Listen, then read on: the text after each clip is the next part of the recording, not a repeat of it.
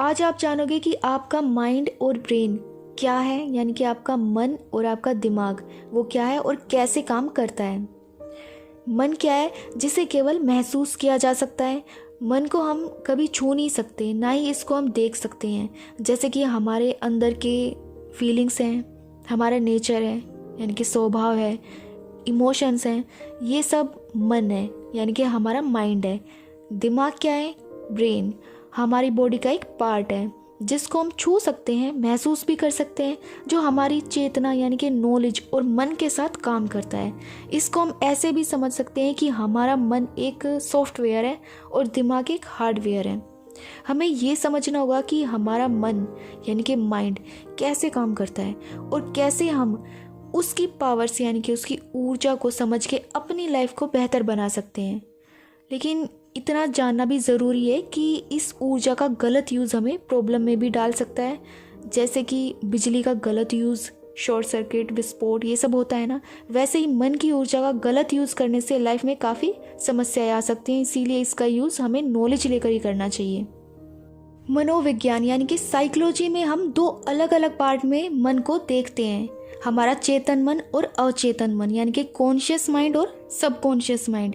हमारा चेतन मन यानी कि कॉन्शियस माइंड एक एक्टिव अवस्था है जिसमें हम अपनी सोच, अपने विचार यानी कि अपने थॉट्स और तर्क के आधार पर कोई भी डिसीजन लेते हैं या कोई भी काम करते हैं।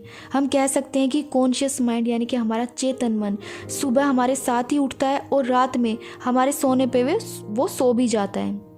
सबकॉन्शियस माइंड यानी कि हमारा अवचेतन मन, ये किसी भी तर्क यानी कि लॉजिक, किसी भी विचार यानी कि थॉट, इन पे फैसले नहीं लेता है, बल्कि हमारे अंदर जो एक्सपीरियंस है, अनुभव है, हमारे बिलीव हैं, हमारी धारणाएं, उसमें ये ऑटोमेटिक तरीके से काम करता है। इसीलिए जब हम सो जाते हैं तो हमारा अवचेतन मन यानी कि सबकॉन्शियस माइंड काम करता है, यानी कि वो 24 घंटे काम करता है। फॉर एग्ज़ाम्पल, जब हम पहली बार साइकिल चलाना सीखते हैं तो उसको हमें हमारे पूरे ध्यान के साथ कंट्रोल करना पड़ता है। स्टार्टिंग में जब हम बैलेंस नहीं बना पाते और एक डर सा भी हमारे अंदर रहता है, लेकिन जब कुछ दिन बाद आप वो साइकिल चलाना सीख जाते हो तो उसको कंट्रोल करने में बार बार सोचना नहीं पड़ता, वो अपने आप कंट्रोल होने लगती है। फिर आप किसी से बात करते करते या कोई काम करते करते भी साइकिल चला लेते हो। स्टार्टिंग में जब आप साइकिल चलाना सीखते हो तो अपना कॉन्शियस माइंड यानी कि चेतन मन यूज़ करते हो, लेकिन जब बार बार आप प्रैक्टिस करते हो उसमें आपका अनुभव यानी कि एक्सपीरियंस आपके सबकॉन्शियस माइंड यानी कि अवचेतन मन में स्टोर होने लगता है और धीरे धीरे सबकॉन्शियस माइंड यानी कि आपका अवचेतन मन कॉन्शियस यानी कि चेतन मन की जगह ले लेता है। हमारा सबकॉन्शियस माइंड एक ऑटो पायलट सिस्टम है, ठीक है, जो अपने आप स्वचालित यानी कि ऑटोमेटिक तरीके से काम करता है। हमारे सभी ऑटोमेटिक काम जैसे कि सांस लेना, हमारे दिल का धड़कना, ये सब हमारे सबकॉन्शियस माइंड यानी कि अवचेतन मन के द्वारा किए जाते हैं।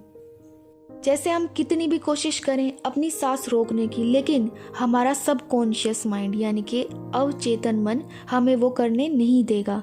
आगे आप जानोगे कि हमारा अवचेतन मन और क्या क्या काम करता है और उसकी पावर्स क्या क्या हैं। हमारा कॉन्शियस माइंड यानी कि हमारा चेतन मन हमारे सेंसेशंस यानी कि संवेदना पर नियंत्रण यानी कि कंट्रोल करता है। हमारा चेतन मन यानी कि कॉन्शियस माइंड हमारी आँखें, कान, नाक, जीभ, हमारी स्किन, इन सब पे ना कंट्रोल करता है। कॉन्शियस माइंड यानी कि चेतन मन को ऑर्डर करके हम हमारे बॉडी पार्ट्स यानी कि शरीर के अंग को इधर उधर कर सकते हैं, अपने हाथ पैर हिला सकते हैं। जब हम सुबह उठते हैं तभी से हमारे मन में विचार आना स्टार्ट हो जाते हैं। हमारे सो जाने पे ये सब बंद हो जाते हैं, क्योंकि कॉन्शियस माइंड यानी कि चेतन मन नींद में काम नहीं करता है। जब भी हम किसी भी काम में कोई तर्क यानी कि सवाल करते हैं, जैसे कि क्या, क्यों, कैसे, ये सब भी हमारा कॉन्शियस माइंड करता है यानी कि चेतन मन करता है। एनालिसिस यानी कि किसी भी चीज़ की जांच करना, उसकी छानबीन करना, ये सब भी हमारा कॉन्शियस माइंड करता है। इंटरप्रिटेशन यानी कि अपनी खुद की समझ से कोई भी बात जब हम समझाते हैं, जैसे कि मैं आपको बोलूँ कि आप डेली एक्सरसाइज किया करो, उससे आपको फ़ायदा होगा, आपकी हेल्थ अच्छी रहेगी, तो उसको हम इंटरप्रिटेशन कहते हैं। उसको उसका काम भी हमारा कॉन्शियस माइंड करता है, यानी कि हमारा चेतन मन करता है। अपॉर्चुनिटी यानी कि अवसर। कॉन्शियस माइंड यानी कि चेतन मन में किसी भी अवसर को जानना संभव होता है हमारे लिए। हमारी नॉलेज समझ के अकॉर्डिंग जब हम सही और गलत में फ़र्क करते हैं, ये तय करते हैं कि हमारे लिए ये सही है, ये चीज़ गलत है, इसमें कोई पर्सन भी हो सकता है, तो ये काम भी हमारा कॉन्शियस माइंड करता है, यानी कि चेतन मन करता है। जब भी हम किसी बात का, किसी काम का कोई डिसीज़न लेते हैं, यानी कि कोई भी फैसला लेते हैं, फिर सिलेक्शन करते हैं, यानी कि उसे पसंद करते हैं कि हमें ये करना है या क्या देखना है, क्या खाना है, या यहाँ तक कि क्या खरीदना है, ये सब चीज़ें भी हमारा चेतन मन यानी कि कॉन्शियस माइंड की हेल्प से हम करते हैं। लाइफ में कभी भी आप में किसी काम को लेकर, किसी इंसान को लेकर जो डिज़ायर यानी कि इच्छा होती है, उसको जगाने का काम भी आपका कॉन्शियस माइंड करता है, यानी कि आपका चेतन मन करता है। जब भी आप लाइफ में बहुत ज़्यादा दुखी होते हो तो मन में सिर्फ नेगेटिव विचार ज़्यादा आते हैं। ये सब आपके सबकॉन्शियस माइंड यानी कि अवचेतन मन में ना जाएं, इसीलिए ना आपका कॉन्शियस माइंड यानी कि चेतन मन पहरेदारी का काम करता है। गलत और नेगेटिव विचारों को आपके अवचेतन मन यानी कि सबकॉन्शियस माइंड में जाने से रोकता है। तो आज के लिए इतना ही। थैंक यू सो मच मुझे सुनने के लिए। इससे आगे हम कल की वीडियो में जानेंगे।